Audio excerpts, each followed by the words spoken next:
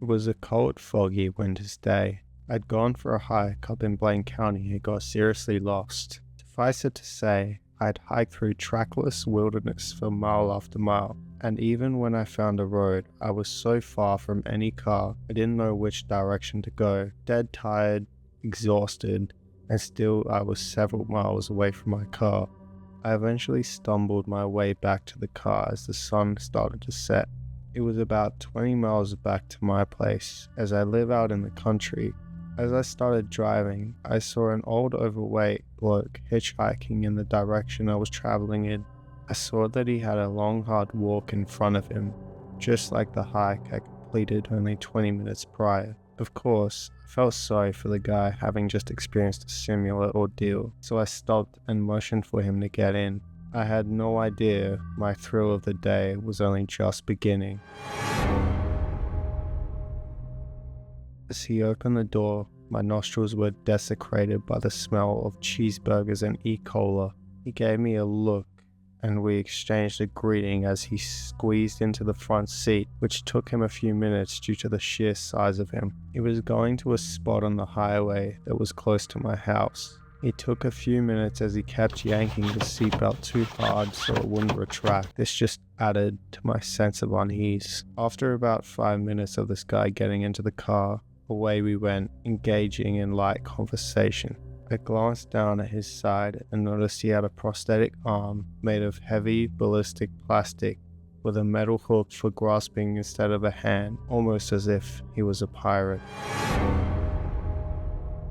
He started to explain to me that he was an out-of-work heavy equipment operator in construction whose house was undergoing a bank foreclosure. He basically told me that he was squatting illegally on his own property. I assumed he was hitchhiking around during the day to avoid the sheriff evicting him and coming back in the evening to let himself into the basement. So basically, he was a homeless person who had a physical address. This didn't raise any red flags with me at the time, though maybe it should have. I have a thing where I like to tell stories in awkward situations. I dusted off one and told him a story or two to pass the miles and be friendly, as it makes the ride a little easier. He listened politely, and I found out he was actually pretty outgoing himself. My tales must have encouraged him, because he began to tell me a very strange tale of his own.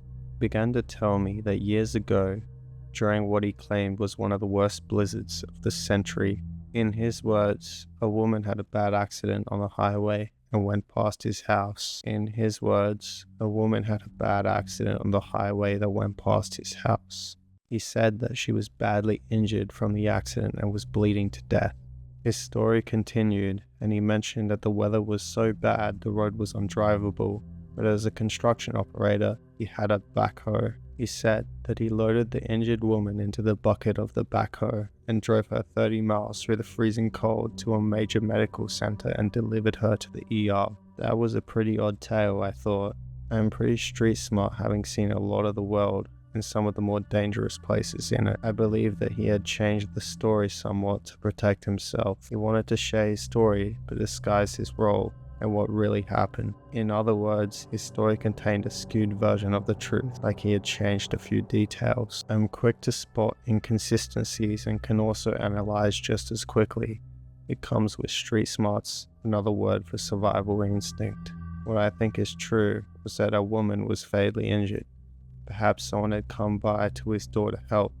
I think that she died, and I think that he had the bucket loader to bury the body. But why and what for, I could not guess, but I had immediately gotten that impression. It may seem weird that I had come to that conclusion, but perhaps what follows will convince you. As he ended his story, we had come to the turn for his house. As I turned into the long driveway, he had just ended his story, now began to make improper propositions to me as to what he would like to happen next. Amorously, I was a bit taken aback, but I just simply told him politely that I was not gay and was into women, and ended the conversation as we pulled up to his house, but he continued to insist. Problem was that he was not taking no for an answer. I realized things were rapidly getting out of hand, but I am quite cool and collected when dealing with actual stress and danger. I'm pretty hardcore, which discourages most potential male factors, but not this guy. which showed just how dangerous he was.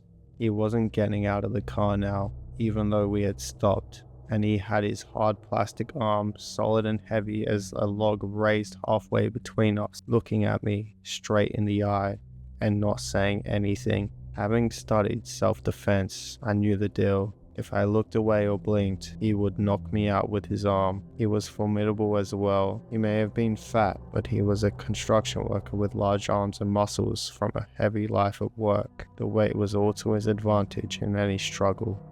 I knew the deal though, and I always had a plan in case a hitchhiker proved to be dangerous. I had my seatbelt on and he had taken his off. The plan was to floor the car into the house at about 60 miles per hour and put him through the windshield. Even if I was injured or unconscious myself, hopefully he would end up in worse condition. The idea was that the noise of the high-speed crash would bring his neighbors over to find out what happened, and I would blare the horn. But I could see that if he went through the trouble of knocking me out with the purpose of SA, that likely I would never wake up again. Someone this dangerous was not ready to leave a witness that could put him in jail for the rest of his life. Likely, he was a career criminal, and this was not his first rodeo. This guy could see from my eyes that he would have had a real fight on his hands, and that I was fully ready for a life or death combat. The situation ended when he opened his door and anticlimactically struggled to get out of the car. I quickly backed out of the dooryard and spun the car around, giving him a departing glance, and headed out. I headed back home after deciding to not involve the authorities. I found out a few months later that this man had been charged with murder of 4 women on his property that I'd driven to. Who knows what could have happened if I had decided to stay any longer.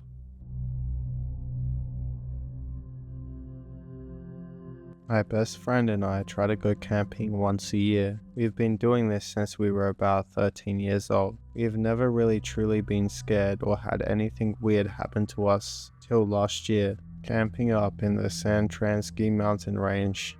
We showed up during peak season the first night and space was very limited. We were losing light, so we set up camp on the spot on the side of the mountain that was an absolute wind tunnel. Morning came, so we went into the town and drank beers and messed around until late afternoon. By the time we went back up to the mountains to switch our camping spot, we were losing light again, but managed to find a more remote spot. We set up our tents and got the fire going and started drinking again. Time goes by. It's probably 1 a.m. when we see a blinding light aimed at us. The light started moving towards us. We didn't really think much of it and assumed it was likely a park ranger coming to get mad at us about something, because who else walks up on you in a remote part of the mountains at 1 a.m? I don't know about you, but ever since I started camping, I learned an unspoken rule that you shouldn't walk up on a stranger's campsite late at night unless it's an emergency. Anyways, the light gets closer to us and we realize it's just some guy, probably mid-50s, in a shirt and a baseball shorts, along with a girl who looked early 40s who was avoiding eye contact with us. The man immediately forces conversation about nothing and doesn't acknowledge the time or the girl he is with. His eyes are darting all over the place while we are talking to him about dumb shit, such as what model or style lantern we had and how cool it was. He started saying weird stuff, like how he used to be former law enforcement, completely out of context of random conversation. He then suddenly pretends to land his flashlight on the tent and says, "Oh, that's where you guys are sleeping, huh? Cool setup." The way his eyes and flashlight were moving gives us both the feeling that he is trying to see how many of us are camping there and what we had on us and near us, because his eyes and flashlight kept scanning the ground around us. It's like we were getting sized up. For what? I don't know.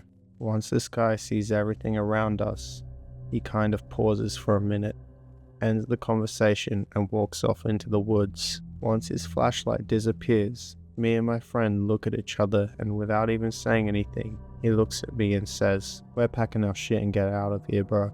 So we did. This was the most unsettling thing that I have ever had happen while camping. I think this guy was gonna wait until we were asleep and come back. I just don't know for what, but I know we were 100% getting sized up that night. Might not seem like much, but if you've ever had a moment with another human being that was sizing you up before, you definitely know what I'm talking about.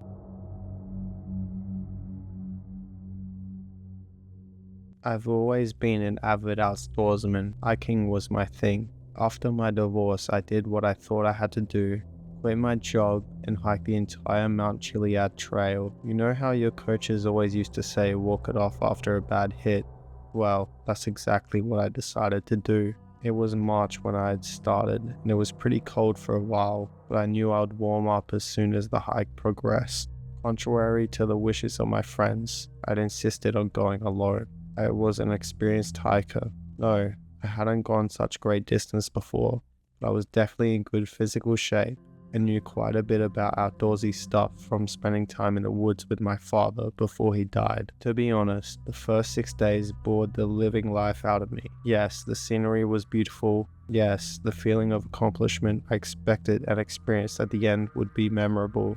Still, it sucked. I found myself walking faster and faster, just hoping to finish the day earlier so I wouldn't have to deal with it anymore. On cue, when my boredom had reached its peak, I got an awful cold. It was a nightmare. It seemed like every 10 steps I had to stop, pick up an old leaf, and blow a gallon of snot out of me. For those who are laughing at me right now and saying I'm stupid for not blowing out snot rockets, hey, glad I could give you something to laugh at. The reality of the situation was that the shit up my nose was like rubber cement. The one time I tried to blow out without a leaf, I got a trail of yellow slime going from my left nostril to my knee.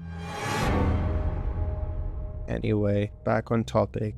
As the days went by and I hustled and grustled the forest with mucously leaves, I started to get concerned that my cold hadn't gotten any better.